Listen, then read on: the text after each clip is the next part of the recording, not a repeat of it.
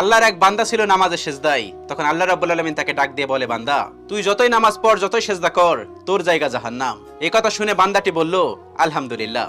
আল্লাহ তখন বলে, এই বান্দা, জাহান্নামের কথা শুনে কেউ আলহামদুলিল্লাহ কয়? বান্দা তখন বলে, আল্লাহ, জাহান্নামের মালিকও তুমি, জান্নাতের মালিকও তুমি। তুমি আল্লাহ খুশি হয়ে যদি আমাকে জাহান্নামও দাও, তাও আমার আপত্তি করার কোনো অধিকার নেই।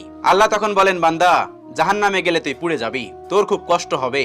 বান্দা তখন বলতেছে, আল্লাহ, কষ্ট শুধু আমার হবে না, তোমারও হবে। আল্লাহ তখন বলতেছে, বান্দা, তুই পুড়বি জাহান্নামের আগুনে, আমার কষ্ট হবে কেন? বান্দা তখন বলে, আল্লাহ, কোনো মায়ের কোল থেকে যদি কোনো বাচ্চা পানিতে পড়ে যায়, তাহলে কোনো মাই দূরে দাঁড়িয়ে থাকতে পারে না, দৌড়ে গিয়ে বাচ্চাকে কোলে নেয়। আমার বিশ্বাস ওই মায়ের চেয়ে কোটি কোটি গুণ দয়া তোমার বেশি। আমাকে জাহান্নাম দিলে তুমিও আল্লাহ শান্তি পাবে না। আল্লাহ তখন বলে, বান্দা, এই দলিল তুই কই পাইলি? বান্দা তখন বলে, আল্লাহ, আমাদের জাতির পিতা ইব্রাহিম আলাইহিস সালাম তোমার প্রেম মুখে নিয়ে যখন নমরুদের আগুনে পড়ে গেল, তার আগেই তুমি বলে দিলে